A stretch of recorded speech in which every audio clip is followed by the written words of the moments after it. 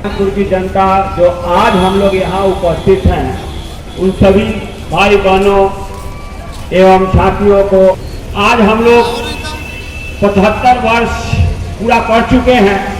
इसी उपलक्ष्य में आज हम लोग यहाँ इकट्ठा हुए हैं।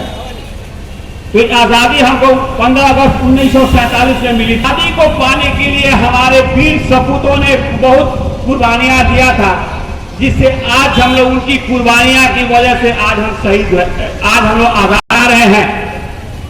और हम लोग आज असो तक हमारे ऊपर शासन किया था और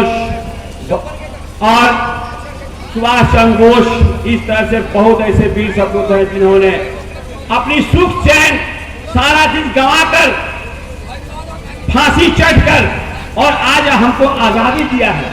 इस आजादी को हम लोग मजाक में लेते हैं, हम लोग इसको मजाक में लेते हैं कि आजादी कैसे मिली, लेकिन हम लोग ये नहीं सोचते हैं कि इस आजादी को बरकरार रखने के लिए ब्रिटिश गवर्नमेंट से हम लोग का ये एग्रीमेंट है, इसको पूरा करना है। अगर 100 वर्ष पूरा नहीं होता है तो ब्रिटिश गवर्नमेंट के शासन फिर हो जाएगा। तो इसलिए हमको एकजुटता होना अति आवश्यक है कि हम लोगों में जो एकता चाहिए वो एकता नहीं बन पा रहा है। तो हो चुके हैं, लेकिन हमारे अंदर हुआ एक छोटा सा प्रतिनिधि आपके पंचायत का सरपंच है। हमें सरपंच हम बने, हमको इस बात की ठीक है, आज लाइन से हम हट के थोड़ा 2 मिनट बात कर रहे हैं। हमारी यही सोच है, हमारी यही इच्छा होती है अपने जीवन व्यतीत करें। जब भी जरूरत हो इस आजादी के लिए, अगर हमें जरूरत हो तो हम कुर्बानी दे सकें।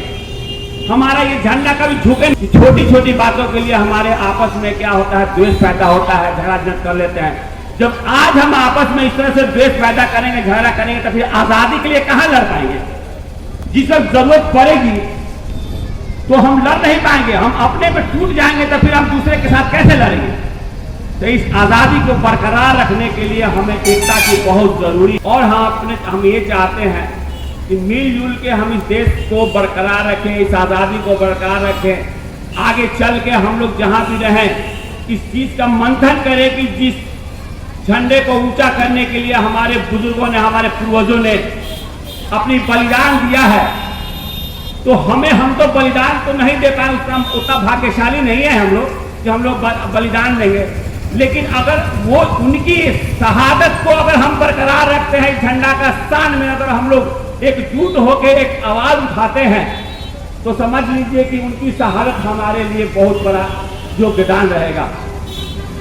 और मैं यही चाहता हूं कि कृपया आप सभी हमारे ग्राम पंचायत के वासी, जो भी जनता है, एक शपथ लें। हम लोग आज एक कोशिश करें, कुछ बदलिए, 50% भी बदलिए।